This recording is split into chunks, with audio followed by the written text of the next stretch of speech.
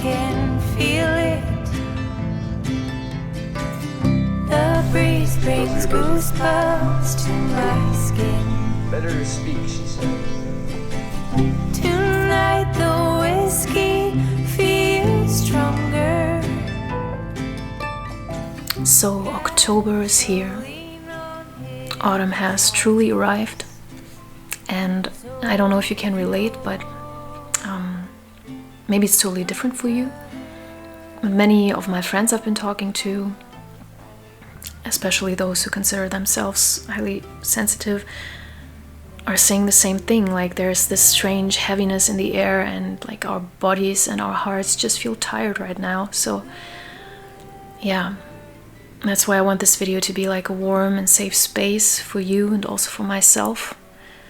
And I want to talk about a topic that's been on my mind lately, an important topic. And yeah, it's about choosing yourself when feeling rejected or feeling not chosen. And you know that feeling when someone or something doesn't choose you back, you know? Or when, you know, an opportunity you thought that was meant for you slips away. And it's just so human to want to be chosen, because we all crave this reflection of yes, you're worthy.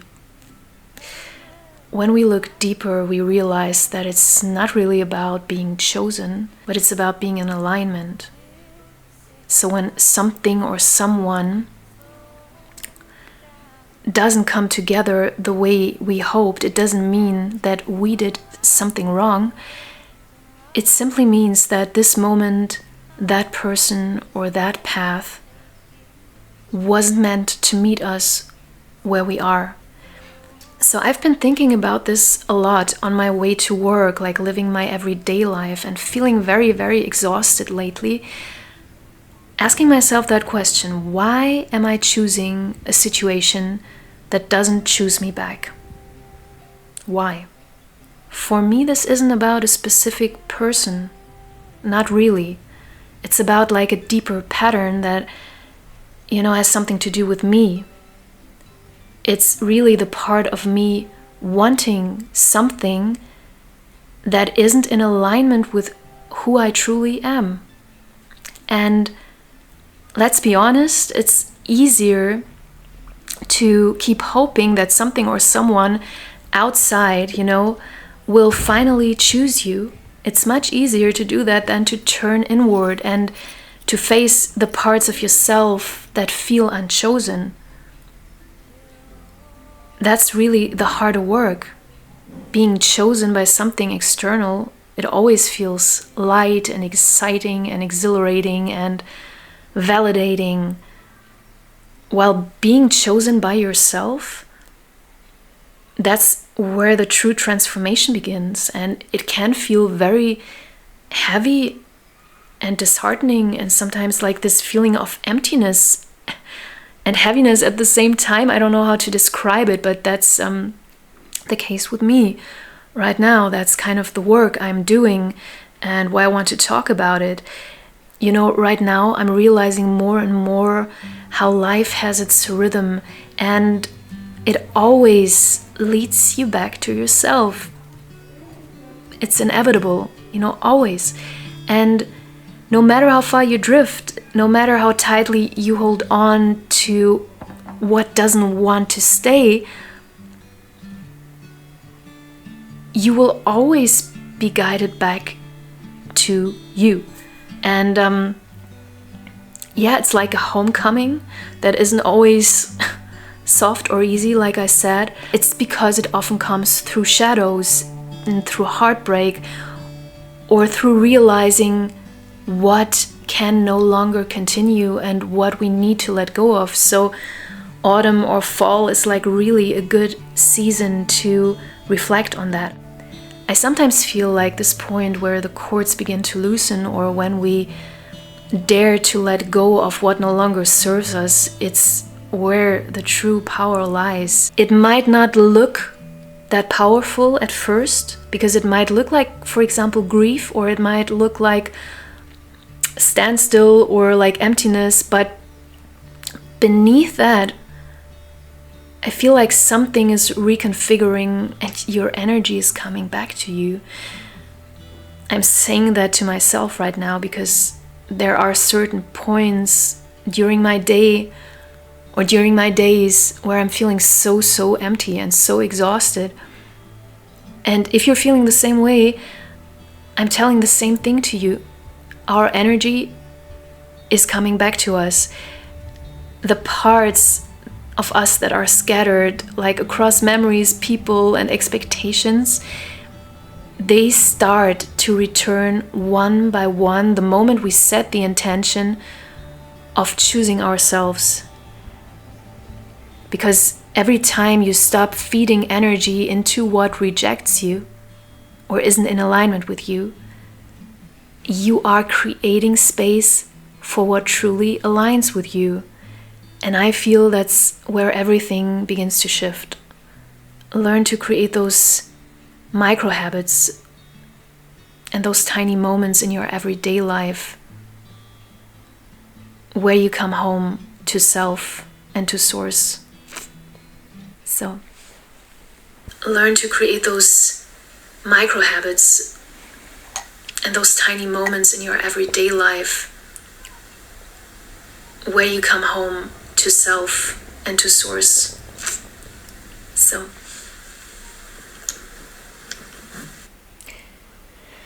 So I recorded this yesterday, and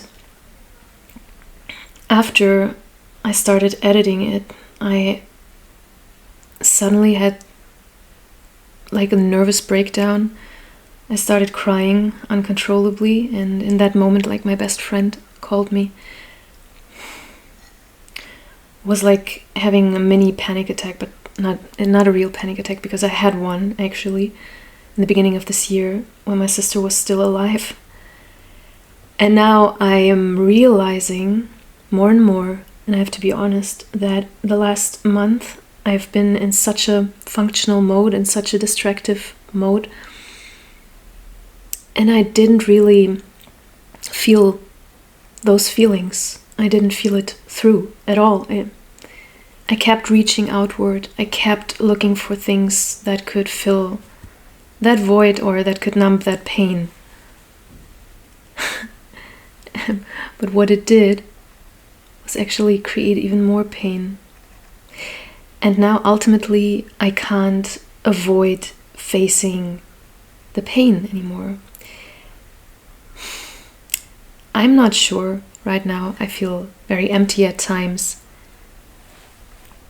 But yeah, I'm also not sure if I will finish this video, because honestly, as much strength and inspiration it gives me to be able to create something and to be surrounded by such a lovely community of people here, you watching this, as much as I feel that, I also feel it's important not to force myself at all. I mean, I've went to the supermarket already and I bought myself some groceries to cook something nice for myself, only for myself. Yeah, maybe I will do that and ponder a little bit more on, the gentle discipline of choosing yourself when being with yourself or just being feels quite unbearable. So I will do that. By the way, that's what I'm reading right now. I'll watch the movie again and again. There are certain things just that give us energy, and this is one of them. Yeah, for me.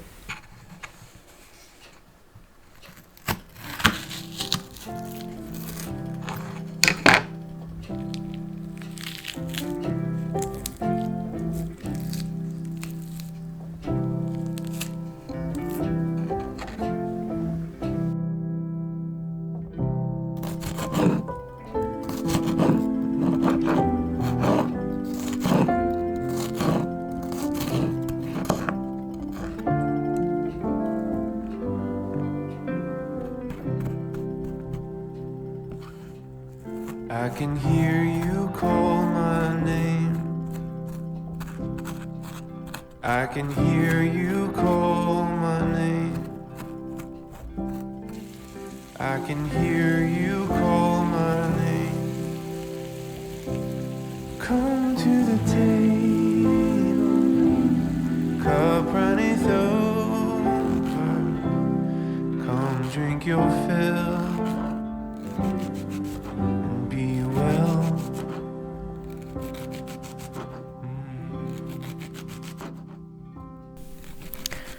I think many of us have learned love through the lens of uncertainty. Maybe we always had to earn affection or love. And now we always chase what feels hard or even what rejects us because it's familiar and because on some level we believe that if this person, this opportunity, this energy finally chooses us, it will heal the part that once felt unseen. But it never does. It can't, because when we reach outward for validation while inwardly rejecting ourselves, we recreate the very pain we're trying to escape. And the truth is, self-rejection isn't always obvious.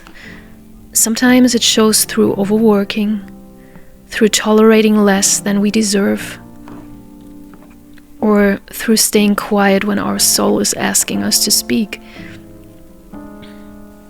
In the moment we notice that moment is so powerful, because awareness is the first tiny shift that breaks that pattern.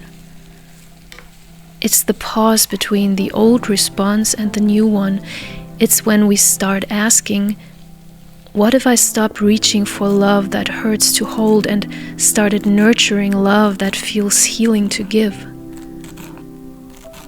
Choosing yourself begins here, in this subtle decision to no longer abandon the parts of you that are simply waiting to be accepted by you. And that's when we begin to attract what mirrors our wholeness, not our wounds.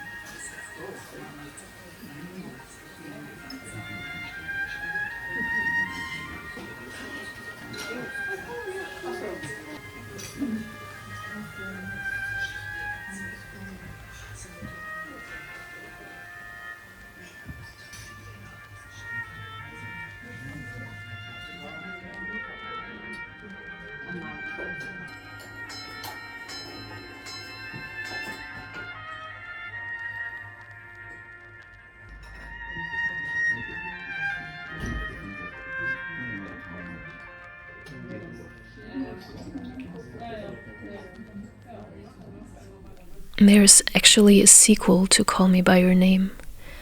It's called Find Me. And while Call Me By Your Name is more about the fire of first love, that awakening, like consuming intensity of being seen, Find Me is about what comes after. Time, distance, and how love changes shape but never truly disappears. I mean, even the title, Call Me By Your Name, it holds such deep truth. Because what could be more beautiful, more intimate than being called by the name of the one you love? And that's what all love longs for, to be mirrored so deeply that you remember who you truly are. And I think that's the essence of both stories. That love, even when it doesn't last in form, can last in frequency. That being chosen and then losing it doesn't diminish the love. It actually refines it. It teaches us that love's purpose isn't always to stay, but to awaken, and to show us how deeply we can feel, and to open the space where our own soul begins to meet itself. Sometimes letting go doesn't close the story. It lets it mature into something wiser and timeless. And I think it has a lot to do with choosing yourself even when feeling rejected, because it's about realizing that this feeling of rejection, it is a feeling. It's your feeling, and it isn't the end of your worth, but the redirection toward your wholeness. Staying open even when something closes, choosing yourself again and again, until your very being becomes an act of love.